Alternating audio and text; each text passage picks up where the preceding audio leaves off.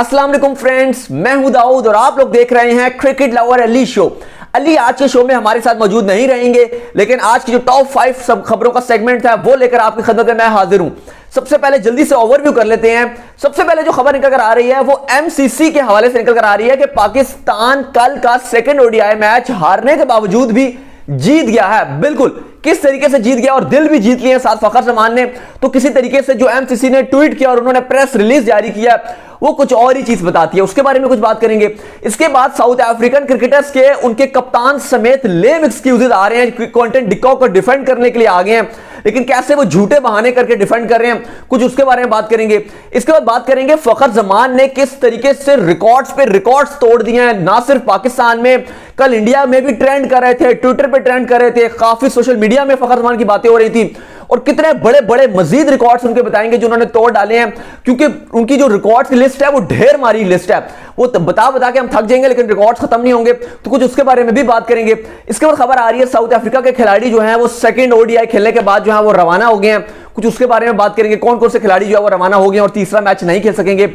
और इसके बाद पाकिस्तान के कैंप से कुछ अच्छी खबर नहीं आ रही है। पाकिस्तान के जो मेन प्लेयर थे लेगी और ऑलराउंडर शादाब खान वो बाहर हो गए और उनकी जगह रिप्लेस कौन कर रहा है, कुछ उसके बारे में बात करेंगे। उससे पहले अगर आज आप हमारा शो पहली बार देख रहे हैं तो क्या कर रहे हैं, जल्दी से सब्सक्राइब कर दीजिए और जाएं इंस्टाग्राम पे मुझे जाके फॉलो कर लें, मैं मौजूद हूं दाऊद क्रिकेट के नेम से, क्योंकि मैंने बड़ी जबरदस्त और मजेदार एक मीम शेयर किया जो आज शादाब आउट हुए हैं, रूल्ड आउट हुए, उसके हवाले से एक मीम शेयर किया, जाके उसको भी देखें और वहां पर इंस्टाग्राम में लाइक भी कर दें मुझे।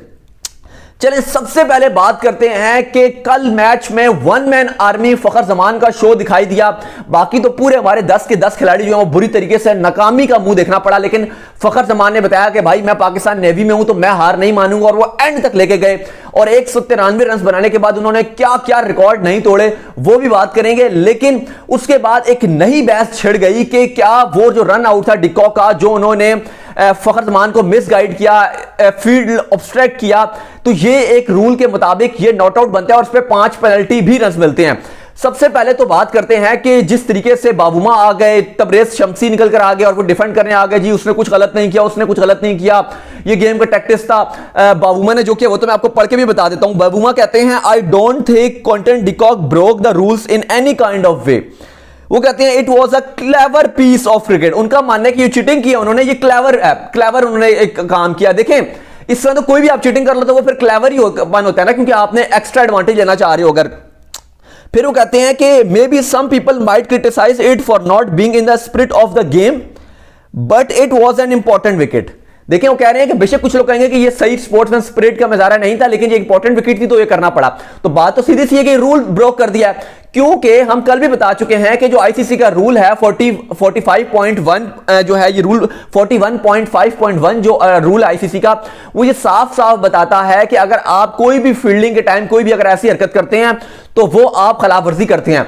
एमसीसी ने भी जो है वो प्रेस रिलीज जारी कर दी और उसमें साफ साफ उन्होंने ये बात क्लियर कर दी है। जो रूल नंबर आईसीसी का है 41.5.1 उसके मुताबिक एमसीसी कहता है the law is clear with the offense being an attempt to deceive rather than the batsman actually being deceived. It is up to the umpires to decide if there was such an attempt. If so, then it's not out. Not out, ये not out होगा। उसके बाद 5 run की penalty, 5 run penalty plus the 2 they run, plus वो जो भाग रहे थे 2 रन वो उनको मिलेंगे। And batsman choose who faces next ball, और इसमें बैट्समैन को एडवांटेज मिलेगा कि वो जो मर्जी डिसाइड कर ले कि फखर जमान खेलना चाहते हैं या जो दूसरे जो प्लेयर थे वो खेलना चाहते हैं, लेकिन क्योंकि स्ट्राइक में फखर जमान ही जा रहे थे तो वो तो मसला नहीं था, लेकिन ये सारी चीजें मिल रही थी। प्लस एक के नॉट आउट, दूसरा ये कि पेनल्टी 5 रन, और तीसरा ये कि बैट्समैन अपनी मर्जी से डिसाइड करें कि कौन खेलना चाहता है। तो एमसीसी ने क्लियर कर दिया, लेकिन एमसीसी ने कहा कि ये अंपायर को डिसाइड करना था और अंपायर ने चुप्पी बंद करके रख दी। देखें अगर बात सीधी सी है कि अगर कोई पाकिस्तानी प्लेयर यहां पर ना होता और चले विकेट के पीछे डिकॉक थे ना, अगर यहां रिजवान होते विकेट के पीछे, हमारे रिजवान अगर होते तो क्या ये अंपायरों ने रोला नहीं डालना था? आईसीसी ने क्या इनके ऊपर जुर्माना नहीं कर देना था? एक मैच की पाबंदी लगा देनी थी रिजवान के ऊपर, इसके बाद पता नहीं क्या क्या उसके ऊपर लगा देना था, पेनल्टी तो देनी ही देनी थी, इतना ज्यादा रोला डाल देना था। लेकिन क्योंकि ये पाकिस्तानी नहीं था तो आईसीसी ने आज फिर ये मैसेज दे दिया है, जैसे इन्होंने पहले भी हमने बात की थी कि बाबर आजम ने जब सेंचुरी मारी तो आईसीसी ने हर बंदे को बर्थडे विश कर दी, उसकी बर्थडे है, फलाना बर्थडे है। मैंने तो आईसीसी को कहा कि यार मेरा भी एक कजन है, उसकी बर्थडे है और मेरे भाई की भी बर्थडे थी, तो मैंने कहा यार उसको भी विश कर दो, क्योंकि सबकी बर्थडे में तो आईसीसी विश कर रहा है, लेकिन बाबर के सेंचुरी के बारे में कोई बात नहीं की।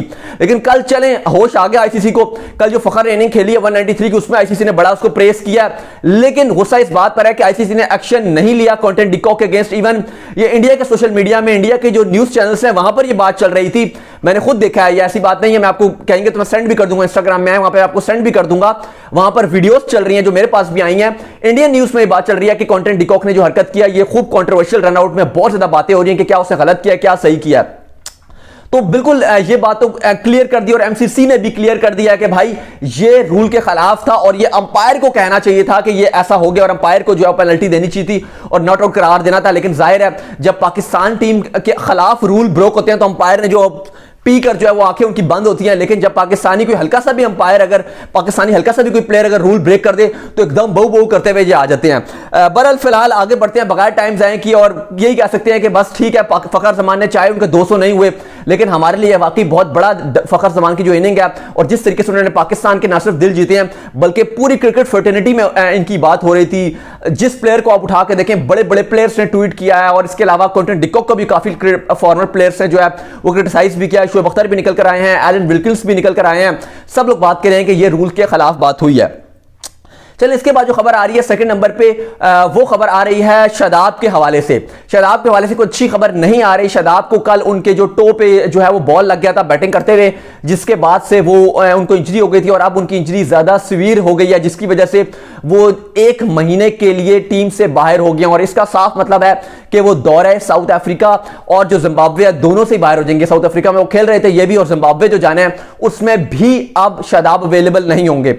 तो काफी बुरी खबर है, लेकिन जाहिर है काफी लोग फैंस जो है वो मजाक भी इसलिए उड़ा रहे हैं, वो इसलिए क्योंकि शादाब की कोई खास परफॉर्मेंस अच्छी है नहीं।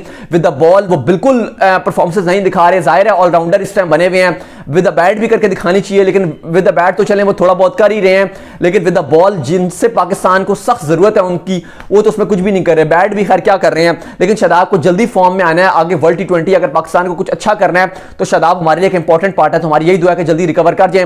लेकिन अभी बेहतर है कि उनको टीम से अगर वो बाहर जाते हैं तो अभी उस्मान कादिर की जो रिप्लेसमेंट है वो प्लेइंग 11 में डायरेक्ट आ जाएंगे।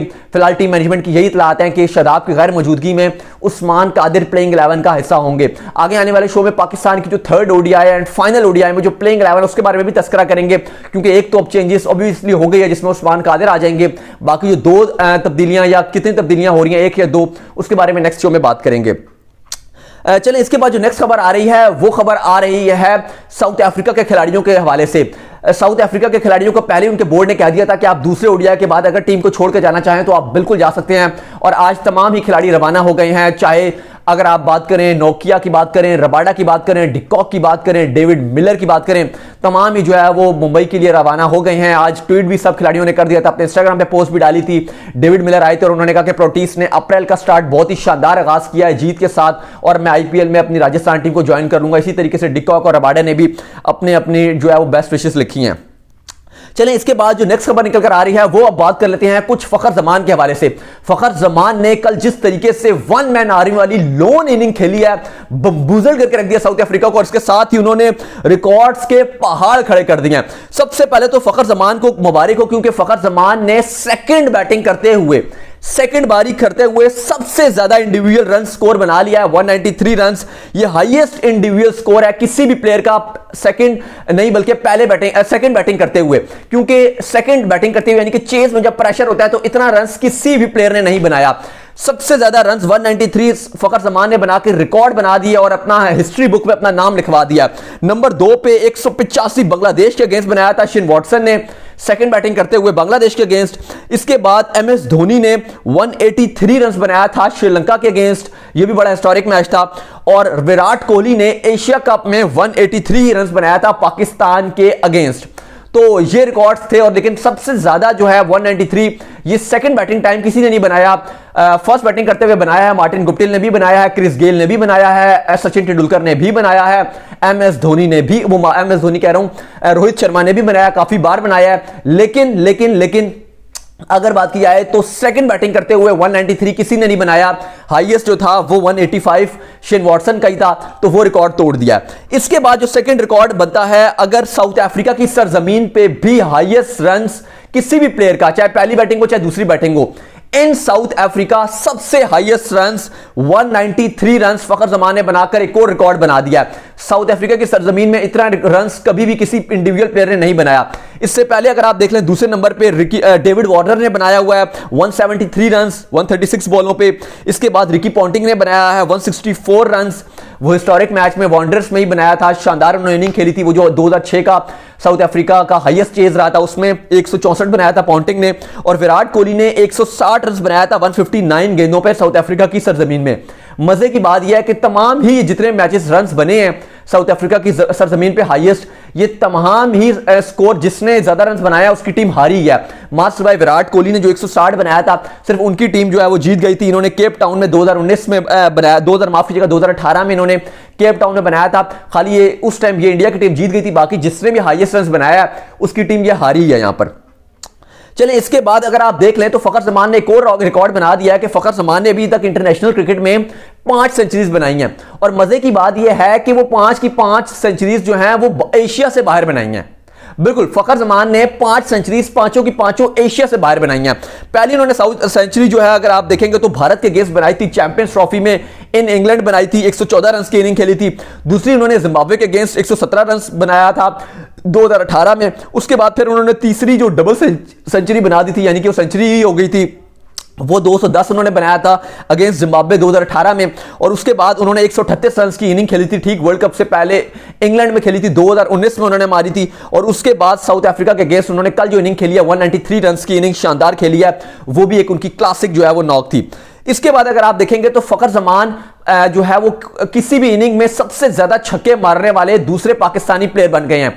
सबसे ज्यादा आपको पता है कि एक इनिंग में छक्के मारने का रिकॉर्ड तो without any doubt boom boom Shahid Khan Afridi के नाम है, जिन्होंने एक इनिंग में 11 छक्के मार के रिकॉर्ड बनाया हुआ है। दूसरे नंबर पे अब्दुल रजाक ने साउथ अफ्रीका के अगेंस्ट 10 छक्के मार के, अबुधाबी में वो हिस्टोरिक मैच था जब शोएब अख्तर रनिंग पे थे और रजाक ने मैच जितवा दिया था पाकिस्तान और साउथ अफ्रीका को, जिसमें जुल्कुलैन भी भाग गए थे, वही वाला इंसिडेंट हुआ था इसी टूर पे।